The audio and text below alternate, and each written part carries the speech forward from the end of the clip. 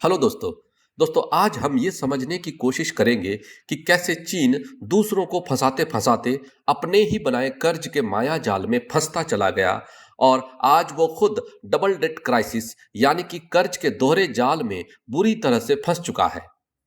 लंबे समय तक लगभग पिछले 20-25 वर्षों में चीन ने अपनी अर्थव्यवस्था और ताकत में अभूतपूर्व वृद्धि देखी है, जिसे न केवल एशिया में बल्कि दुनिया भर में एक पावर हाउस के रूप में जाना जाता है।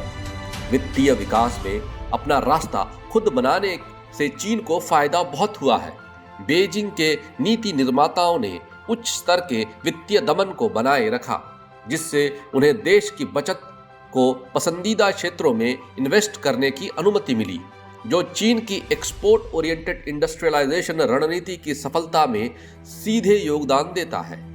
यहाँ तक कि कोविड काल में भी, जबकि दुनिया ने सामूहिक रूप से जीवन और अर्थव्यवस्था का भारी नुकसान देखा, चीन दोनों मामलों में प्रमुख रूप से अप्रभावित दिखाई दिया। यहाँ तक कि प्रमुख अर्थव्यवस्थाएं चीन के विकास को रोकने के खिलाफ अपनी लड़ाई में एकजुट हो गई हैं, जो उसकी आक्रामकता को भी बढ़ावा देता है। हालांकि अब हम उनकी सभी नीतियों को एक के बाद एक गिरते हुए देख रहे हैं। चीन की वित्तीय प्रणाली अब तनाव और नाजुकता के संकेत दिखा रही है। देश वर्तमान में एक दोहरे ऋण संकट से जूझ रहा है, जो दशक के अंत तक उच्च आय वाली अर्थव्यवस्था बनने के अपने प्रयासों को विफल करने की धमकी देता है। पहला कर्ज संकट घरेलू है। चीन की रियल एस्टेट इसकी सबसे बड़ी ताकत और विकास चालकों में से एक रहा है। हालांकि अब यह न केवल ठहराव बल्कि पतन भी देख रहा है। चीनी अचल संपत्ति में संकट की खबर ने पूरी अर्थव्यवस्था को झकझोर कर रख दिया है और दुनिया ने जो देखा वो बड़े पैमाने पर चीनी कम्युनिस्ट सरकार की खुली असहमति थी, जो काफी स्पष्ट रूप से अत्यंत दुर्लभ है।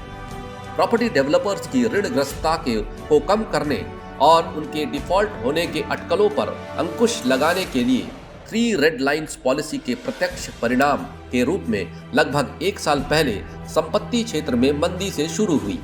नीति के बजाय घरेलू ऋण की कमी और संपत्ति क्षेत्र में एक तेज संकुचन हुआ, जो कुछ अनुमानों के अनुसार चीन के टोटल घरेलू उत्पाद के 1/4 से अधिक के लिए जिम्मेदार है।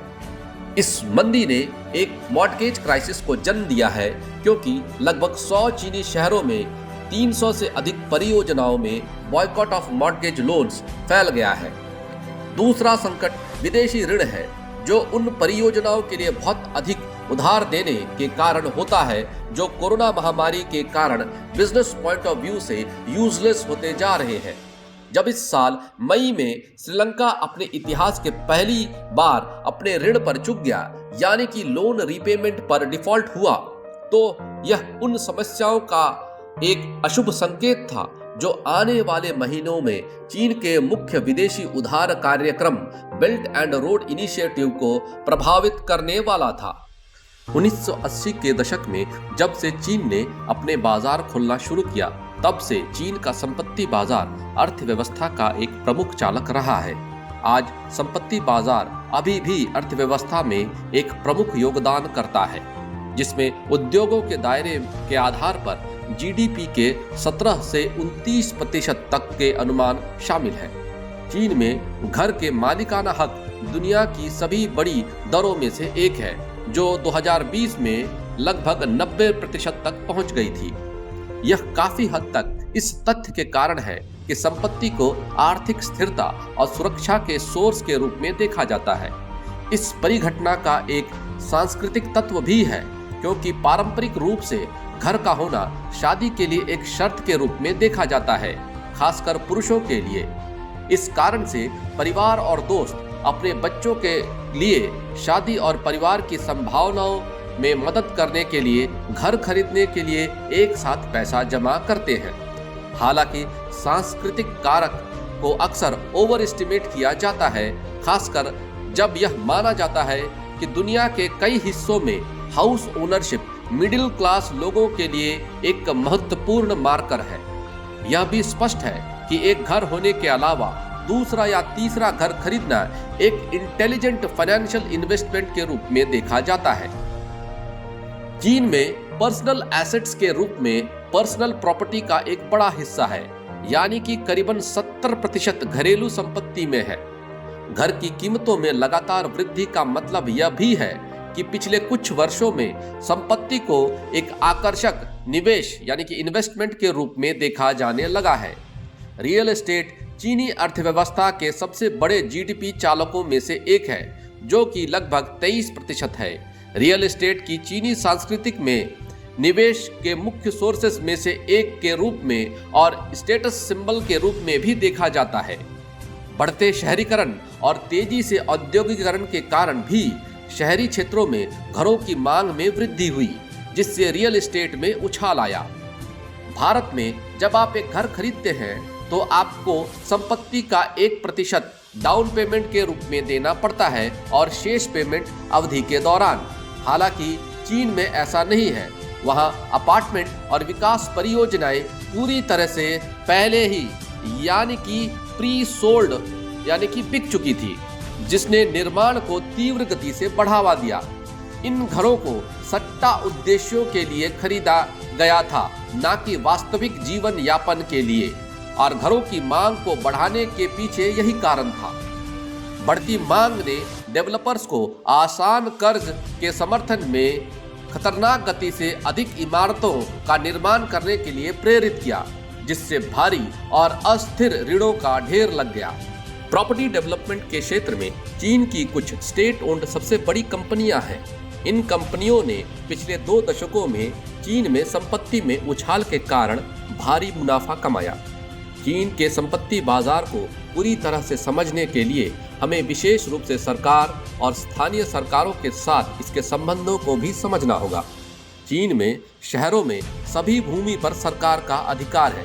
कंपनियां और कोई एक आम इंसान 70 साल तक की अवधि के लिए सरकार से भूमि उपयोग अधिकार खरीद सकते हैं, जिसके बाद पट्टे को बढ़ाया जा सकता है। पट्टे पर दी गई भूमि पर निर्मित संपत्ति को कंपनियों और व्यक्तियों द्वारा खरीदा और स्वामित्व में रखा जा सकता है। भूमि की बिक्री इसलिए सरकार, विशेषकर स्थानीय सरकारों के लिए आय का एक प्रमुख सोर्स है। भूमि की बिक्री पर यह निर्भरता इस तथ्य से और बढ़ जाती है कि अर्थव्यवस्था को प्रोत्साहित करने और रोजगार सुनिश्चित करने के साधन के रूप में स्थानीय सरकारें अपने अधिकार क्षेत्र में सार्वजनिक बुनियादी ढांचे पर खर्च करने के लिए जिम्मेदार है। इसके अलावा स्थानीय सरकारों को 2015 तक बॉन्ड बिक्री के माध्यम से पैसे जुटाने से प्रतिबंधित कर दिया गया था। इसी कारण से भूमि की बिक्री स्थानीय सरकारों के लिए एक प्रमुख जीवन रेखा रही है। यह अनुमान लगाया गया है कि भूमि हस्तांतरण और रियल एस्टेट विशेष कर से प्राप्त राजस्व 2020 में स्थानीय सरकारों के राजकोषीय राजस्व का 38% था। और जिस तरह स्थानीय सरकारें फंड जुटाने के लिए भूमि की लीज पर देने के लिए रियल एस्टेट डेवलपर्स पर भरोसा करती हैं, उसी तरह प्रॉपर्टी डेवलपर विकास के लिए फंड जुटाने के लिए स्थानीय सरकारों पर भरोसा करते हैं। जैसे कि उल्लेख किया गया है, स्थानीय सरकारें अपने अधिकार क्षेत्र में बुनियादी ढांचे के खर्च के एक बड़े हिस्से के लिए जिम्मेदार हैं, जिसका अर्थ है कि वे अक्सर डेवलपर्स के लिए मुख्य ठेकेदार होते हैं। संपत्ति संचालित आर्थिक विकास के जोखिमों के कारण सरकार पिछले कुछ समय से अचल संपत्ति क्षेत्र पर कार्रवाई का लक्ष्य बना रही है। राष्ट्रपति शी जिनपिंग ने बार बार कहा कि मकान रहने के लिए बनाए जाते हैं, सट्टे के लिए नहीं। इसी प्रकार चीनी सरकार 2020 में 3 रेड लाइंस की नीति लेकर आई, जिसने डेवलपर्स के ऋण स्तरों के मूल्यांकन के लिए रूपरेखा तैयार की। किसी भी डेवलपर को निर्धारित बेंचमार्क को पार करने पर आगे क्रेडिट तक पहुंच प्राप्त करने में कड़े प्रतिबंधों का सामना करना पड़ेगा। यह सरकार के लिए काम करता अगर कोई जीरो कोविड पॉलिसी नहीं होती, लेकिन इसका परिणाम यह हुआ कि इसने रियल एस्टेट क्षेत्र के लिए कैन ऑफ वर्म्स को खोल दिया। चीन के कई सबसे बड़े डेवलपर्स ने इन बेंचमार्क को पार तो कर लिया, पर अब उन्हें अपनी विकासात्मक परियोजनाओं को जारी रखने के लिए नकदी की कमी को छोड़कर अपनी बैलेंस शीट को फिर से संतुलित करना पड़ा।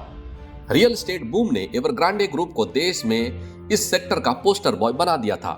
यह रास्ते में भारी कर्ज जमा करने वाला सबसे बड़ा रियल एस्टेट डेवलपर बन गया था। चीनी सरकार की अचल संपत्ति की कार्रवाई ने अपनी भव्य संपत्तियों की घटती मांग के मद्देनजर कंपनी पर और संकट पैदा कर दिया।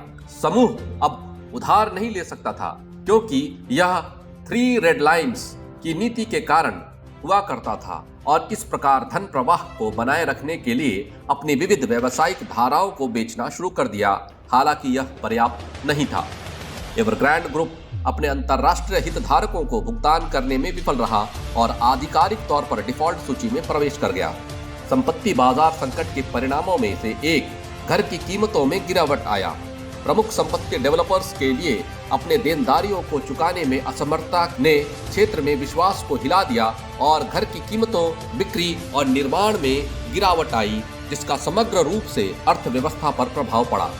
पहले से ही कर्ज में डूबा प्रॉपर्टी डेवलपर्स ने बिक्री के माध्यम से धन जुटाने के लिए संघर्ष करने लगे और कुछ मामलों में होम बायर्स को लुभाने की कोशिश में कीमतें कम करने तक चले गए। इसने बदले में उनकी संपत्ति के मूल्यांकन को और कम कर दिया और कुछ मामलों में घर के मालिकों द्वारा विरोध और सरकार के हस्तक्षेप का कारण बना। बैंक ऑफ चाइना की हेनान शाखा द्वारा घोषित किए जाने के बाद कि उनकी शाखा में लोगों की बचत अब इन्वेस्टमेंट प्रोडक्ट है और इसे वापस नहीं लिया जा सकता है, चीनी सरकार ने बैंकों की सुरक्षा के लिए सड़कों पर टैंक तैनात कर दिए। विशेष रूप से जमे हुए धन की रिहाई पर बैंक जमाकर्ताओं द्वारा प्रांत में बड़े पैमाने पर विरोध के बीच हेनान बैंक के प्रदर्शनकारियों को डराने के लिए सड़कों पर टैंकों को उतार देना शुरू कर दिया। इस बीच यह महसूस करते हुए कि बुनियादी ढांचे और रियल एस्टेट निवेश की घरेलू मांग चीन की आबादी के शिखर और शहरीकरण की दर धीमी होने के कारण कम हो जाएगी, चीन ने 2013 में BRI की शुरुआत की, यानी कि बेल्ट एंड रोड इनिशिएटिव्स की शुरुआत की, यह उम्मीद करते हुए कि यह चीन के अतिरिक्त पूंजी निवेश और इसकी बचत की भरमार को अवशोषित करने के लिए विदेशी बाजारों का निर्माण करेगा। बेल्ट एंड रोड इनिशिएटिव ने चीन को दुनिया का सबसे बड़ा द्विपक्षीय ऋणदाता बना दिया। 2013 में BRI परियोजनाओं और लेन देन का मूल्य 838 अरब अमेरिकी डॉलर तक पहुंच गया, लेकिन कई उभरते बाजारों में सदी की परियोजना ऋण संकटों की एक श्रृंखला में बदलने का जोखिम उठाती रही। 2020 और 2021 में चीनी संस्थानों को जिन ऋणों पर फिर से बातचीत करनी पड़ी, उनका कुल मूल्य 52 बिलियन अमेरिकी डॉलर तक बढ़ गया, जो पिछले 2 वर्षों में 3 गुना से अधिक था। चीन की कर्ज में डूबी स्थानीय सरकारें और बैंक अब गंभीर संभावनाओं का सामना करने लगे। भूमि की बिक्री से घटती आय और गिरती कर प्राप्तियों से इस वर्ष राजस्व में 900 यूएस बिलियन डॉलर्स की कमी हुई। संपत्ति क्षेत्र में बैंकों का लगभग 9.2 ट्रिलियन अमेरिकन डॉलर का निवेश था, आधे से अधिक गिरवी ऋण के रूप में था। बैंक जो BRI ऋणों के अत्यधिक संपर्क में थे, वे भी मुश्किल में थे क्योंकि खराब क्रेडिट रेटिंग वाले प्राप्तकर्ता देश अपने ऋण का भुगतान करने में असमर्थ थे। यदि बड़े चीनी बैंक विदेशों में बढ़ते नॉन परफॉर्मिंग ऋणों का सामना करते, तो वे अपने देश में दिवालिया छोटे बैंकों को बचाने में कम सक्षम होते। श्रीलंका में हालिया डिफॉल्ट से उनके चीनी ऋणदाताओं को अपने ऋणों के एक बड़े हिस्से को बट्टे खाते में डालने के लिए मजबूर होना पड़ सकता है। चीन के कुछ BRI प्राप्तकर्ता देशों को उनके ऋण संकट को भुगतान संकट में पड़ने से रोकने के लिए बचाव ऋण प्रदान करने की दुविधा में खुद को फंसा हुआ पाया है। इनमें से कई व्यावसायिक रूप से कमर्शियली नॉन वायबल प्रोजेक्ट्स के लिए बड़ी रकम उधार देने के बाद चीनी बैंकों के पास अनप्लेजेंट विकल्पों के साथ छोड़ दिया गया है। जैसे कि अंग्रेजी अर्थशास्त्री जॉन मेनार्ड किन्स ने कहा था, यदि आप पर बैंक का $100 बकाया है तो यह आपकी समस्या है। यदि आप पर बैंक का $100 मिलियन बकाया है तो ये बैंक की समस्या है। बेल्ट एंड रोड के साथ चीन बैंक है। तेजी से बढ़ती अर्थव्यवस्था आमतौर पर कर्ज के बोझ को छुपाना आसान बना देती है, लेकिन जैसे कि चीनी अर्थव्यवस्था धीमी होती जा रही है, कम से कम शून्य कोविड के लिए चीन की जिद्दी पालन के कारण इसके दोहरे ऋण संकट के नतीजों को नियंत्रित करना कठिन हो गया है। तो अब समझा दोस्तों कि कैसे चीन ने एक शातिर चालबाज की तरह पहले अपने ही देश के लोगों को उनके भावनाओं का फायदा उठाते हुए पहले उन्हें लुभावने सपने दिखाते हुए उनके औकात से बढ़कर उन्हें कई गुना ज्यादा का लोन देकर कर्ज के जाल में फंसाया और फिर बाद में अपना पासा पलटता देख अपने यही कर्ज वाली गंदी चाल गरीब देशों पर भी अपनाया। चीन ने गरीब देशों को जन कल्याण के नाम पर उनके औकात से कहीं ज्यादा का लोन दिया और फिर लोन की किस्त वसूल न होने पर गरीब देशों के जमीन पर ही कब्जा जमाने की सोची। श्रीलंका और पाकिस्तान इसका जीता जागता उदाहरण है। वैसे आप चीन की इस नीति के बारे में क्या सोचते हैं? कमेंट बॉक्स में जरूर बताइए।